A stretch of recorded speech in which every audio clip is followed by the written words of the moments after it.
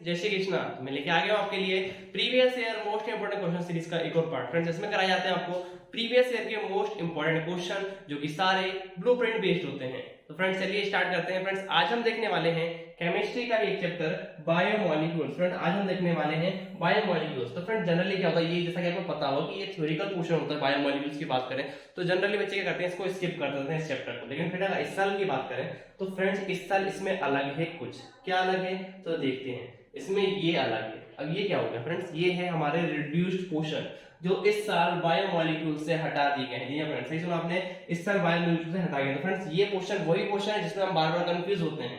तो फ्रेंड ये difficult question है, सारे हटा दिए। जैसे हम बात करें disaccharide, polysaccharide, importance of carbohydrate, enzyme और विटामिन। फ्रेंड्स काफी ज्यादा क्वेश्चन हटा दिया है, 50% से ज्यादा क्वेश्चन हटा दिया गया है। तो फ्रेंड्स इसीलिए चैप्टर बहुत इजी हो गया है। और फ्रेंड्स सारे ही क्वेश्चन जो बचे हुए क्वेश्चन है वो हम देखने वाले हैं इसी वीडियो में। तो फ्रेंड्स पूरा वीडियो को अच्छे से देखिएगा और एंड तक देखिएगा। तो चलिए हम स्टार्ट करते हैं।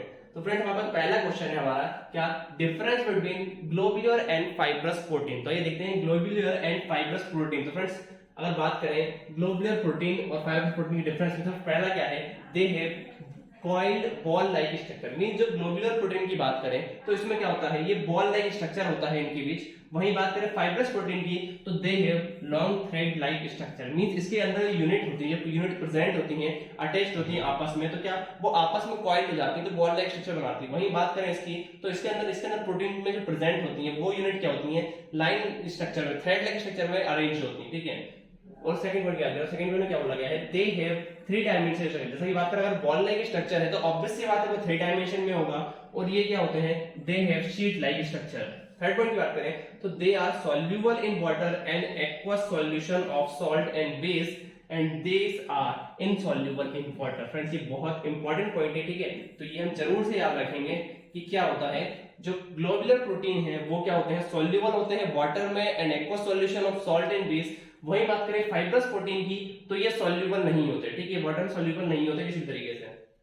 अब फोर्थ पॉइंट में क्या बोला गया है, these protein are inactive toward temperature and pH value whereas fibrous protein are active toward temperature and pH value। Means अगर ग्लोबुलर प्रोटीन की बात करें तो इसका अगर टेम्परेचर चेंज करते हैं, पीएच वैल्यू चेंज करते हैं, उसके कारण उसके प्रोटीन पे कोई इफेक्ट नहीं पड़ता है। वहीं बात करें फाइब्रस प्रोटीन की तो अगर हम इसमें टेम्परेचर चेंज करते हैं या पीएच वैल्यू चेंज करते हैं तो उसके कारण जो फाइब्रस प्रोटीन होते हैं उनमें भी कुछ चेंजमेंट हमें दिखता है। फ्रेंड्स आइए देखते हैं हमारा नेक्स्ट क्वेश्चन। नेक्स्ट क्वेश्चन में क्या पूछा गया friends, right difference between amino alpha amino acid and protein. Alpha amino acid and protein. तो बात करें अल्फा अमीनो एसिड की तो they are simple compound having amino and carboxylic acid group. ठीक है, अल्फा अमीनो एसिड में क्या होता है, amino and carboxylic acid group. वहीं बात करें प्रोटीन की तो protein are complex nitrogenous compound. Proteins are complex nitrogenous compound. ठीक है। सेकंड में क्या हो रहा है, on combining amino acid give dipeptide, polypeptide and then protein. Friends ये देखिए आप एक बार ध्यान से सुनिए इसमें क्या बोला गया। ठीक है, याद रखिए पॉइंट क्या लिख बोला गया है, on combining amino acid give dipeptide, polypeptide and then protein. Means protein दे देता है। जी हां, देखिए इसमें क्या बोला गया है कि हमारे पास क्या है, अल्फा अमीनो एसिड है। तो जब हम दो अल्फा अमीनो एसिड को आपस में मिलाते हैं तो उसमें क्या होता है, डाइपेप्टाइड बॉन्ड फॉर्म होता है। तीन मिल गए तो वो, अगर कई सारे मिल गए तो वो क्या हो गया, पॉलीपेप्टाइड। और फ्रेंड्स ऐसे ही अगर हम अल्फा अमीनो एसिड को मिलाते जाते हैं तो बंच बन जाता है बड़ा सा, तो वो क्या हो जाता है, वो हमारा प्रोटीन फॉर्म कर देता है। ठीक है, मींस हम याद रख सकते हैं कि अल्फा अमीनो एसिड होता है वो मोनोमर होता है प्रोटीन का, हम ऐसे भी याद रख सकते हैं। ठीक है, अल्फा अमीनो एसिड जो होता है वो क्या होता है, मोनोमर होता है प्रोटीन का। वही बात करें प्रोटीन की तो protein on hydrolysis give amino acid. ठीक है, प्रोटीन और हाइड्रोलाइसिस क्या देता है, अमीनो एसिड। जैसे कि हमने देखा अमीनो एसिड से क्या बन रहा है, प्रोटीन। तो प्रोटीन अगर हाइड्रोलाइसिस कर रहे हैं तो हमें क्या दे रहा है, वापस से अमीनो एसिड। इसका एग्जांपल की बात करें तो उसका हो गया ग्लूकोज, लाइसिन। इसका एग्जांपल हो गया हीमोग्लोबिन एंड सीजिन एटसेट्रा। ठीक है, अब देखते हैं हमारा नेक्स्ट क्वेश्चन। प्रश्न नेक्स्ट क्वेश्चन में हमसे पूछा गया है व्हाट इज इनवर्ट शुगर। तो फ्रेंड्स इसमें कुछ कुछ टर्म्स ऐसी हैं जिसको आपको नाम के फॉर्म में ही याद रखना है। मीन जैसे इनवर्ट शुगर आया तो आपको कुछ नहीं पता, आपको उस नाम पता है ना अगर इनवर्ट शुगर, तो उस नाम से ही आप सारी चीजें समझ जाएंगे इसका मतलब क्या होगा, इसके बारे में हम क्या लिख सकते हैं। तो देखिए हम नाम से सिर्फ समझेंगे इनवर्ट शुगर। ठीक है, पहली चीज क्या, शुगर। शुगर क्या होता है फ्रेंड्स, सुक्रोज। ठीक है, सुक्रोज C12H22O11। ठीक है, याद रखेंगे हम, ये हो गया सुक्रोज का फॉर्मूला। पहली चीज शुगर की इनवर्ट शुगर से ये समझ में कि इसमें शुगर होगा। अब इन्वर्ट की बात करें तो फ्रेंड्स इन्वर्ट का मतलब अब आपको समझना है। ठीक है, इन्वर्ट क्या हो रहा है, देखिए हम बात करें अगर शुगर केन की, तो ये क्या होता है हमारा डी रोटेटरी होता है, ठीक है, हमें याद रखना है कि डी रोटेटरी होता है, इसके अंदर जाने की हमें कोई जरूरत नहीं क्योंकि उससे क्वेश्चन जनरली नहीं पूछा जाता, तो हमें बस इतना पता होना चाहिए कि जो केन शुगर होता है वो क्या होता है, डी रोटेटरी होता है। अब उसका जब हम हाइड्रोलाइसिस करते हैं तो क्या फॉर्म होता है, वो डिसोसिएट हो जाता है ग्लूकोज में और फ्रक्टोज में, ठीक है। वहीं बात करें अगर इसकी, तो ये क्या होते हैं एल रोटेटरी हो जाते हैं, और डी रोटेटरी से क्या हो गया, एल रोटेटरी फॉर्म हो गया, मींस क्या हो गया, उल्टा हो गया। यहाँ पे डेक्स्ट्रो रोटेटरी था, यहाँ पे लीवो रोटेटरी हो गया, तो क्या हो गया, उल्टा हो गया। शुगर था डी रोटेटरी से एल रोटेटरी हो गया, शुगर क्या हो गया, इन्वर्ट हो गया, तो इसे ही बोल रहे हैं फ्रेंड्स हम इन्वर्ट शुगर, ठीक है। इसी तरीके से आपको भी याद रखना है कि आपको नाम आया, आपको समझ में आया कि हाँ शुगर मतलब शुगर केन था हमारे पास, केन शुगर था, उसको क्या हमने हाइड्रोलाइसिस किया तो वो इन्वर्ट हो गया, मींस डी रोटेटरी से एल रोटेटरी हो गया, तो उसे ही हम बोल रहे हैं क्या, इन्वर्ट शुगर, ठीक है। डेफिनेशन एक बार हम देख लेते हैं कि cane sugar is dextro rotatory, ये क्या होता है, dextro rotatory which give equimolecular mixture of monosaccharide. Equimolecular means ये इसका वन मोल लिया था तो ये भी वन मोल ही मिलेंगे हमें, ठीक है, ग्लूकोज फ्रक्टोज वन मोल ही मिल रहा है। The mixture of levo rotatory, ठीक है, ये क्या मिक्सचर है, लीवो रोटेटरी का, ठीक है। Hence the mixture of glucose and fructose obtained as the result of hydrolysis of cane sugar is called invert sugar, ठीक है। तो इसी को क्या बोल रहे हैं हम, इन्वर्ट शुगर। फ्रेंड्स चलिए देखते हैं हमारा next question. Friends next question क्या है, give the name and function of any four protein. Mister हम यहाँ पे हमें प्रोटीन के बारे में बताया गया है और उसके फंक्शन के बारे में बताया गया है, तो फ्रेंड्स हमें ये सारी चीज इंपॉर्टेंट है और ये सबको देखना है, क्योंकि फ्रेंड्स ये एक बार आप पढ़ लेंगे ना तो आपको हमेशा के लिए याद रहेगा कि हीमोग्लोबिन का काम क्या होता है, मायोसिन का काम होता है, और ये हमेशा आपको यूज में आती रहेंगे, ठीक है। तो उसको एक बार अच्छे से देख लेते हैं। आइए, तो पहले बात हमारा क्या है, हीमोग्लोबिन। तो transfer of oxygen from lungs to different tissue of body. Haemoglobin क्या करता है, ऑक्सीजन का ट्रांसफर करता है from lungs to different tissue of body के, ठीक है। मायोसिन की बात करें तो for motion of function, function क्या, मोशन मसल जो होती है हमारी उसके मोशन के लिए कौन रिस्पांसिबल होता है, मायोसिन प्रोटीन। पेप्सिन क्या होता है, as a catalyst in biochemical reaction. Friends ये आपने सरफेस केमिस्ट्री में भी पढ़ा होगा, ठीक है, सरफेस केमिस्ट्री में पढ़ा होगा पेप्सिन के बारे में। ये क्या होता है, as a catalyst in biochemical reaction. ये क्या है, केराटिन, तो present in hair, nails and teeth, ये ठीक है, ये तो बहुत फेमस है, आपको पता होगा केराटिन क्या प्रेजेंट होता है, हेयर, नेल्स एंड टीथ में। अब देखते हैं नेक्स्ट क्वेश्चन क्या है हमारे पास। नेक्स्ट क्वेश्चन है difference between DNA and RNA. तो फ्रेंड्स देखिए, अब ये क्वेश्चन बड़े बड़े आप देख के ऐसा समझेंगे कि ये इतने बड़े बड़े क्वेश्चन ये तो आएंगे ही नहीं, क्यों बढ़ा रहे हैं फालतू में। तो फ्रेंड्स इसलिए बढ़ा रहे हैं क्योंकि हर क्वेश्चन में फ्रेंड्स 3 से यहाँ पे आप देखिए 7 पॉइंट है ना फ्रेंड्स, ये सातों के सातों ऑब्जेक्टिव है। जी हाँ फ्रेंड्स, ये सातों के सातों क्या है, ऑब्जेक्टिव है। वो किसी में पूछ सकता है कि आप बताइए डबल हेलिक्स स्टैंडर्ड किसमें होता है, वो पूछ सकता है आपसे, वन वर्ड में पूछ सकता है, ठीक है। और double as well as single standard किसमें होता है, वो आपसे ऑब्जेक्टिव में पूछ सकता है। इसके अलावा बात करें तो ये रेशियो पूछ सकता है, बताइए जो रेशियो होता है A/T और G/C रेशियो किसमें होता है और कितना होता है। तो फ्रेंड्स जितने भी पॉइंट लिखे गए हैं सारे ही ऑब्जेक्टिव हैं। अब ये ना सोचो कि इतना बड़ा क्वेश्चन है तो ये हमारे काम का नहीं, फ्रेंड्स ये सारे काम के हैं, ठीक है। चलिए एक बार देखें डिफरेंस। तो फ्रेंड्स बात करें डीएनए की तो occurs mainly in nucleus of cell. वहीं बात करें आरएनए की तो ये क्या प्रेजेंट होता है, साइटोप्लाज्म ऑफ सेल। ये क्या होता है, न्यूक्लियस ऑफ सेल में, और वो होता है साइटोप्लाज्म ऑफ सेल में। सेकंड पॉइंट क्या बोला गया है, इट कंटेन शुगर डीऑक्सीराइबोस और इट कंटेन शुगर राइबोस। यहाँ पर इसमें क्या आ गया, शुगर डीऑक्सीराइबोस और इसमें आ गया शुगर राइबोस, ठीक है, इसलिए इसका नाम भी आ गया डीएनए, डीऑक्सीराइबोस न्यूक्लिक एसिड और राइबोस न्यूक्लिक एसिड, ठीक है, इनके नाम क्या पढ़ेंगे ये लिखा गया है।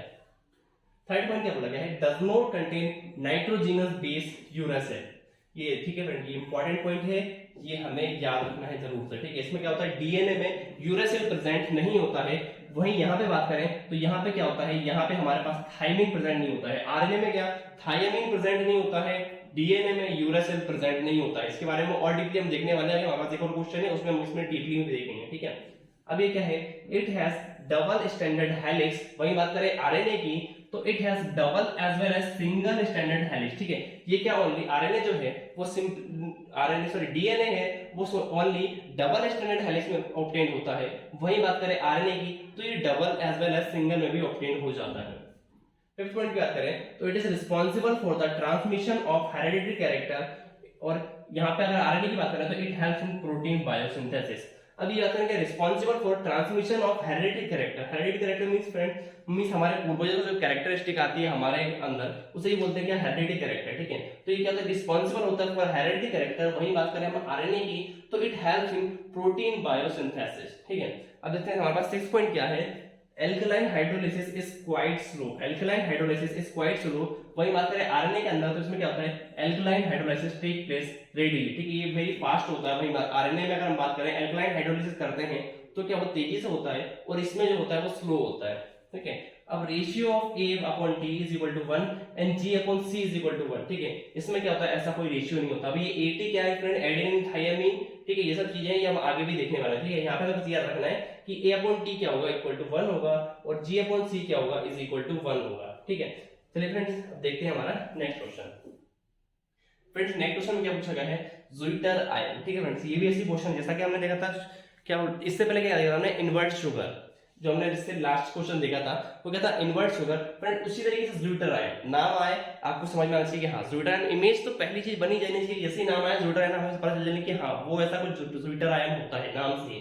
तो ज़ुइटर आयन, तो पहली चीज फ्रेंड्स आयन होता है, ठीक है, ये क्या होता है, एक आयन होता है, ठीक है। अब बात कर ले, देखिए हमारे पास क्या है, अमीनो एसिड, सिंपली हम ऐसे याद रखेंगे कि हाँ zwitter ion means amino acid, amino acid में कुछ करेंगे तो वो बन जाएगा, अमीनो एसिड का आयन क्या हो जाएगा, ज़ुइटर आयन। शॉर्ट ट्रिक में जान सकते हैं आप, अमीनो एसिड का आयन बना देंगे तो वो क्या हो जाएगा, हमारा ज़ुइटर आयन। हम क्या करेंगे, देखिए अमीनो एसिड है, अमीनो एसिड में क्या होगा, जो इसका H+ है, ये क्या होगा, कार्बोक्सिलिक ग्रुप जो है ये क्या करेगा, H+ रिलीज करेगा, H+ रिलीज करेगा, और H+ कहां पे आकर अटैक कर देगा, NH2 पे, कहां पे आकर अटैक कर देगा, ये जो है यहाँ पे जाएगा NH2 पे, तो ये क्या हो जाएगा NH3+ और COO-। तो फ्रेंड्स ये क्या फॉर्म हो जाता है हमारा ज़ुइटर आयन, ठीक है। अब ये एक बार डेफिनेशन देख लेते हैं। तो amino acid contain both acidic and basic group, ठीक है। अमीनो एसिड तो नाम से समझ में आ रहा है, अमीनो एसिड मींस अमीन भी प्रेजेंट होगा और एसिड भी उसमें प्रेजेंट होगा, ठीक है, ग्रुप इन सेम मॉलिक्यूल। और aqueous solution COOH group loses a proton, ठीक है, कार्बोक्सिलिक ग्रुप क्या कर रहा है, H+ डोनेट कर रहा है, ठीक है, लूज कर रहा है from carboxylate ion, while NH2 gain a proton, NH2 क्या कर रहा है, इलेक्ट्रॉन हाइड्रोजन में H+ है वो गेन कर रहा है। As a result pH is equal to 7, ठीक है, ये क्या होता जाता है, they exist as a dipolar ion at pH is equal to 7, ठीक है। यहाँ पे pH क्या इक्वल टू 7 लिया जाता है इस प्रोसेस को करने के लिए, ठीक है, और ये डाइपोलर फॉर्म हो जाता है। डाइपोलर कैसे, अभी देखिए पॉजिटिव चार्ज नेगेटिव चार्ज बहुत लेस डिस्टेंस पर रखे तो उसे हम डाइपोल बोल देते हैं, ठीक है। तो ये डाइपोलर फॉर्म हो जाता है, इसे हम बोलते हैं क्या, ज़ुइटर आयन, ठीक है। तो ये आपको समझ में आया होगा। चलिए अब चलते हैं हमारे नेक्स्ट क्वेश्चन की तरफ। फ्रेंड्स नेक्स्ट क्वेश्चन है क्या, right note on nucleic acid. Friends अब हम इसके बारे में सब कुछ देखने वाले हैं, न्यूक्लिक एसिड क्या होता है। अब ये फ्रेंड आप देखेंगे सारा आपको क्लियर हो जाएगा, न्यूक्लिक एसिड के अंदर क्या होता है, कौन कौन से कंपाउंड होते हैं, ये थाइमिन एडेनिन है, ये सब क्या है, ये क्यों पढ़ रहे हैं हम, ठीक है। चलिए एक करके सबको देखते हैं। पहले क्या है फ्रेंड्स, न्यूक्लिक एसिड आएगा तो आपको तीन चीज पहले याद रखनी है, क्या कि उसमें होगा हमारा पेंटोस शुगर, उसमें होगा हमारा पेंटोस, इसमें होगा फॉस्फेट ग्रुप, पहला क्या होगा फॉस्फेट ग्रुप, दूसरा होगा पेंटोस शुगर। मैं सिर्फ यहाँ पे क्या बोल रहा हूँ, पेंटोस शुगर, मैंने अभी राइबोस या डीऑक्सीराइबोस नहीं बोला है, क्योंकि मैंने बस याद रखना है कि अगर आता है हमारे पास न्यूक्लिक एसिड तो उसमें तीन चीजें होगी, पहला फॉस्फेट ग्रुप, दूसरा पेंटोस शुगर और तीसरा होगा हेटेरोसाइक्लिक बेस, ठीक है, हेटेरोसाइक्लिक बेस। अब ये करके देखते हैं क्या होता है, ठीक है। शुगर दो प्रकार के हो सकते हैं हमारे पास यहाँ पे, राइबोस शुगर और डीऑक्सीराइबोस शुगर। और हेटेरोसाइक्लिक बेस की बात करें तो ये होता है हमारा पाइरिमिडीन, क्या होता है थाइमिन यूरेसिल साइटोसिन, वहीं एक होता है प्यूरिन जो कि होता है एडेनिन ग्वानिन, ठीक है। ये भी दो हाइड्रोसाइक्लिक दो प्रकार के हो गए, पहला हो गया पाइरिमिडीन जो कि है थाइमिन यूरेसिल साइटोसिन, और दूसरा है प्यूरिन जिसमें क्या आते हैं एडेनिन एंड ग्वानिन, ठीक है। अब देखिए इसमें देख सकते हैं हमने क्या बोला, हमारे पास एक होना चाहिए फास्फोरस ग्रुप, ठीक है, एक होना चाहिए पेंटोस शुगर और तीसरा हमारा बेस। ये तीनों को मिला देंगे तो क्या बन गया हमारे पास, ये ऑब्टेन हो गया न्यूक्लिक बेसिस, ठीक है, nucleic acid, sorry nucleic acid हो गया। अब इसके बाद हम बात कर लेते हैं कि इसमें क्या डिफरेंस आता है, क्या क्या चेंजमेंट हो सकता है। तो फ्रेंड्स शुगर की बात करें तो शुगर में चेंजमेंट हो सकता है, वो हो सकता है या तो हमारा डीऑक्सीराइबोस शुगर हो या तो राइबोस शुगर हो, और उसी की बेसिस पे हमारे दो स्ट्रक्चर फॉर्म में जाते हैं, पहला डीएनए और दूसरा आरएनए। तो ये देख लेते हैं उनके बारे में, ठीक है। डीएनए की बात करें तो डीऑक्सीराइबोस न्यूक्लिक एसिड, और आरएनए का फुल फॉर्म क्या होता है, राइबोस न्यूक्लिक एसिड।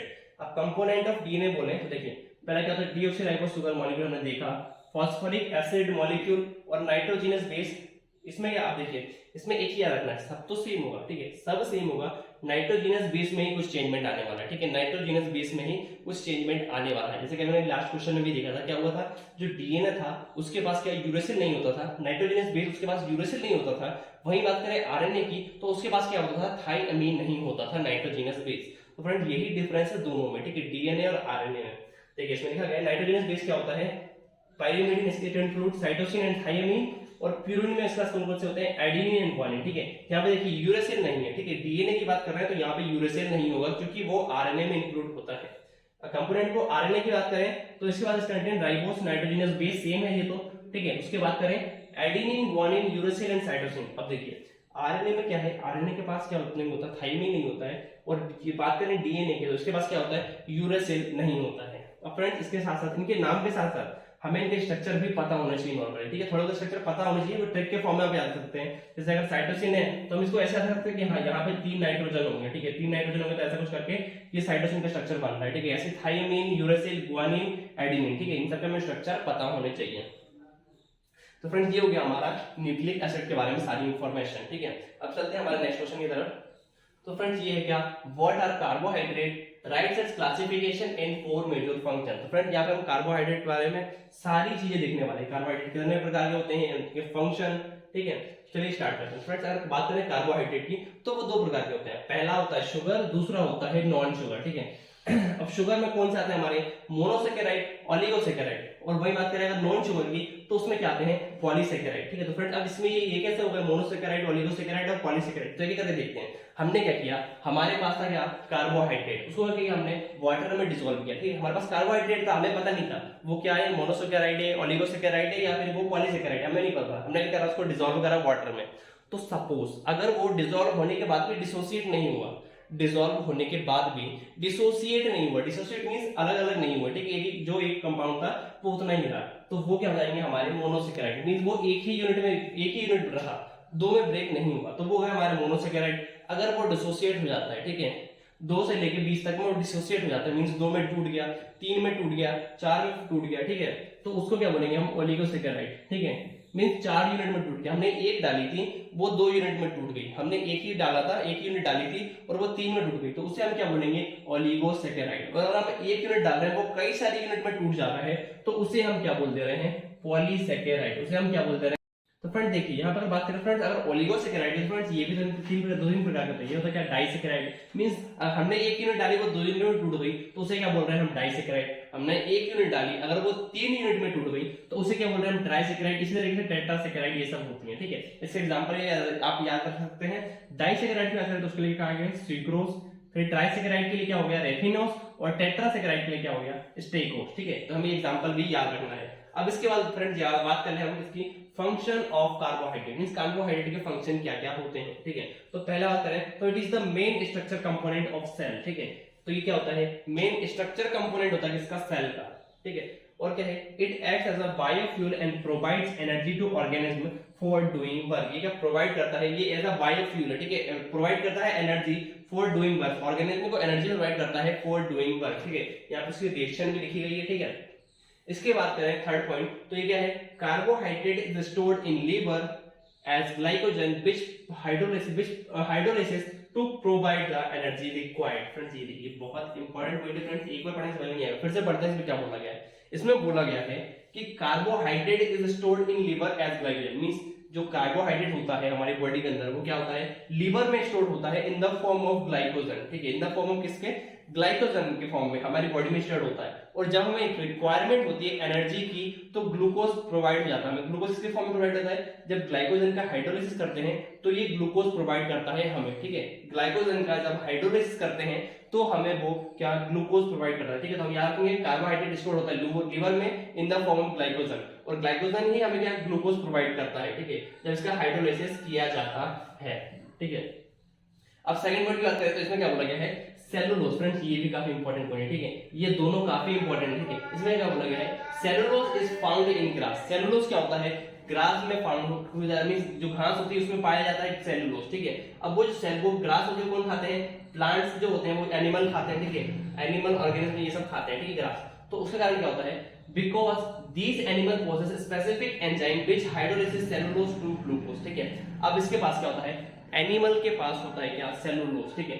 हमारे पास क्या था, हमारे पास लिवर में क्या था, जो ग्लूकोज मिल रहा था वो किसके फॉर्म में, ग्लाइकोजन के फॉर्म में, ठीक। ग्लूकोज ग्लाइकोजन के फॉर्म में मिल रहा था, मींस ग्लाइकोजन था, उसका हाइड्रोलाइसिस करा तो हमें ग्लूकोज प्रोवाइड हो गया। वही वैसे ही एनिमल के पास क्या होता है, उनके पास होता है सेलुलोज। तो वो क्या करते हैं, जब उन्हें रिक्वायरमेंट होती है एनर्जी की, तो वो उनका सेलुलोज कन्वर्ट हो जाता है ग्लूकोज में, ठीक है, सेलुलोज कन्वर्ट हो जाता है ग्लूकोज में और उन्हें एनर्जी प्रोवाइड हो जाती है। अब यहाँ पे ये चीज, अब सेलुलोज कैसे मिलता है तो वो बता दिया कि सेलुलोज के ग्राफ में पाया जाता है, तो उसके थ्रू वो उन्हें सेलुलोज प्रोवाइड हो जाता है।